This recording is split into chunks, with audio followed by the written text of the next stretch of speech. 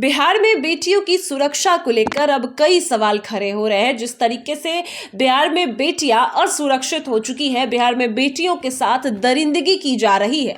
आए दिन कभी नीट छात्रा के साथ दरिंदगी की जाती है, इसके बाद उसकी हत्या की जाती है, तो कभी औरंगाबाद की छात्रा पीजी में सुसाइड कर लेती है और अब उनके परिजन भी हत्या का आरोप लगा रहे हैं। तो ऐसे में बेटियां सुरक्षित कैसे हैं, कैसे बिहार में बेटियां सुरक्षित होंगी, ये सवाल आज पूरा बिहार पूछ रहा है। और ऐसे में पुलिस प्रशासन पर भी कई आरोप लग रहे हैं कि ये सब खेल उनका भी है, उनकी भी जो है मिली भगत है। तो अब तेजस्वी यादव की बहन रोहिणी आचार्य ने भी क्या कुछ कहा है वो आपको दिखाएंगे। ये बिहार में दो मामले अभी काफी ज्यादा तूल पकड़ चुके हैं, जहां पर जहानाबाद की बेटी नीट छात्रा जो शंभू गर्ल्स हॉस्टल में नीट की पढ़ाई कर रही थी, कई सपने थे उसने जो है उसके साथ दरिंदगी की गई, उसके बाद उसकी हत्या की गई। और इस मामले में भी हॉस्टल वालों के साथ साथ पुलिस प्रशासन की भी मिलीभगत बताई जा रही है, जिसके बाद अब एक बार तेजस्वी यादव ने खुद भी बयान दिया और अब उनकी बहन रोहिणी आचार्य भी क्या कुछ कहती नजर आई है वो आपको दिखाएंगे इस रिपोर्ट में विस्तार से। आप देख रहे हैं नब्ज बिहार। देखिए, आपको बता दें कि अब बिहार में बेटियां बिल्कुल सुरक्षित नहीं है। सभी माँ बाप का कहना है कि अब बेटियों को पढ़ाना लिखाना भी पाप बन चुका है। इससे अच्छा बेटियों की शादी कर देनी चाहिए, तब बेटियां ज्यादा सुरक्षित होंगी। बिहार में अगर बेटियों को भेज रहे हैं, हॉस्टल भेज रहे हैं, तो सिर्फ और सिर्फ माँ बाप को डर ही लगता रह जाएगा। जहां एक और जहानाबाद की बेटी सपने लेकर पटना में पढ़ने आई, डॉक्टर बनने का सपना था, लेकिन उसके सपने को रौंद दिया गया। तो वही एक और खबर सामने आई, जहां पर औरंगाबाद की छात्रा पीजी में सुसाइड का मामला सामने आता है और उनके परिजन भी हत्या का ही आरोप लगाते हैं। तो रोहिणी आचार्य ने कई ट्वीट किए हैं, क्या कुछ कहती नजर आई हैं वो आपको दिखाते हैं। उनका कहना है कि मुख्यमंत्री जी यात्रा स्थगित करिए, आंखें खोलिए और देखिए कि कैसे आपने शासन में लगभग रोज बेटियां बन रही बलात्कारियों की शिकार, कैसे जारी है राजधानी पटना में बेटियों की हत्या का सिलसिला। चंद दिनों पहले ही शंभू गर्ल्स हॉस्टल की घृणित घटना से बिहार की अस्मिता हुई थी दागदार। अब परफेक्ट गर्ल्स हॉस्टल की घटना फिर से बिहार हुआ जार जार। सवाल आपके लिए ही है मुख्यमंत्री जी, क्या मां बहन बेटियों के रहने लिए अब तकनीक भी सुरक्षित नहीं रही? माता जानकी का मायका जन्मभूमि कहे जाने वाला हमारा बिहार, जिस शासन व्यवस्था में बिना कानून पुलिस प्रशासन के खौफ के नियंत्रण बेटियां नोची जाएं, दरिंदगी हैवानियत की शिकार हो मारी जाए, उस शासन व्यवस्था व शासक को धिक्कार, सिर्फ और सिर्फ धिक्कार।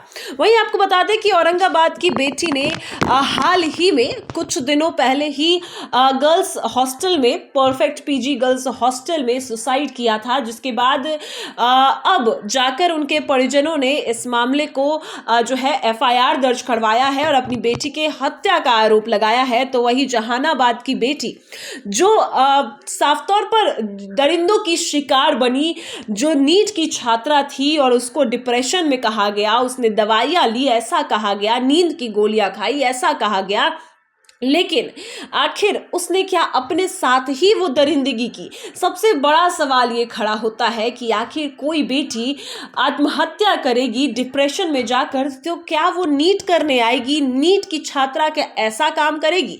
और क्या जो उसके साथ दरिंदों ने किया, क्या खुद बेटी ये काम करवाएगी? सबसे बड़ा सवाल है। और ऐसे में पुलिस प्रशासन की कार्य प्रणाली पर भी सवाल खड़े हो रहे हैं कि आखिर पुलिस प्रशासन ने कोई काम क्यों नहीं किया, इस मामले को क्यों नहीं देखा, जबकि आज 17 से 18 दिन बीत चुके हैं लेकिन उस बेटी को न्याय नहीं मिला।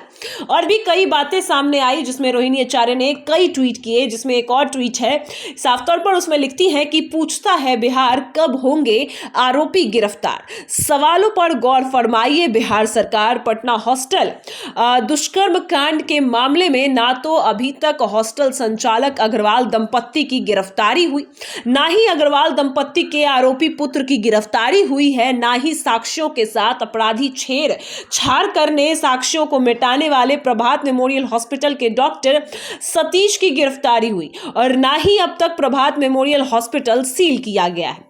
जांच चल रही है या लीपापोती या फिर रसूखदार आरोपियों को बचाने की कवायद जारी है। अंत में बड़ा सवाल अपने बिहार में जहां आज मां बहन बेटियों को हो रही जितनी भी जो जुल्म है, कहीं ऐसा तो नहीं कि वहां बलात्कार और हत्या के आरोपी को साक्ष्यों सबूतों को मिटाने मामले को मैनेज करने के लिए समय दिए जाने की सुविधा भी दी जा रही हो। ये साफ तौर पर रोहिणी आचार्य ने कहा। वहीं एक और ट्वीट भी उन्होंने लिखा है जिसमें फिर से पटना के शंभू गर्ल्स हॉस्टल में जो शिकार हुई युवती के इलाज के दौरान पटना में प्रभात मेमोरियल हॉस्पिटल वहां के डॉक्टरों के द्वारा युवती के शरीर पर मौजूदा दर्जनों जख्मों के निशान हो जानबूझकर अनदेखा करना, उन्हें छुपाना, दबाने की हर संभव कोशिश करना, मामले के बारे में बिना पुलिस प्रशासन को इत्तला किए युवती को हॉस्पिटल में भर्ती कर इलाज करना, परिजनों को सच्चाई से अवगत नहीं कराना, साक्ष्यों के साथ आपराधिक छेड़छाड़ करना और युवती के साथ हुए बलात्कार को और उसकी बातों को नकारना, झुठलाना, ये साफ तौर पर संज्ञान अपराध की श्रेणी में आता है। वहीं आपको बता दें कि जिस तरीके से ये मामला काफी बढ़ता जा रहा है, अब विपक्ष भी प्रदर्शन कर रहे हैं और साफ तौर पर सत्ता पर सवाल खड़े कर रहे हैं और पुलिस की कार्यप्रणाली पर भी सवाल खड़े हो कि आखिर एएसपी अभिनव कुमार ने भी बयान दिया कि उस बच्ची ने आत्महत्या की, लेकिन पोस्टमार्टम रिपोर्ट सामने के आने के बाद अब सभी के बयान बदल चुके हैं। एसआईटी की टीम गठित हुई है और धीरे धीरे जो है अब कार्रवाई की जा रही है। लेकिन सवाल आज भी यह है कि बेटी की हत्या के इतने दिन बाद तक पुलिस प्रशासन कर क्या रही थी? बिहार में बेटियां क्या ऐसे सुरक्षित हैं जिनको रक्षक कहा जाता है, वही अगर भक्षक बन जाए तो आखिर आम जनता किस पर भरोसा करे? अब आगे आपको बताएंगे, आगे जो भी तमाम अपडेट आएंगे। फिलहाल इस खबर में इतना ही। आप देख रहे हैं नब्ज बिहार।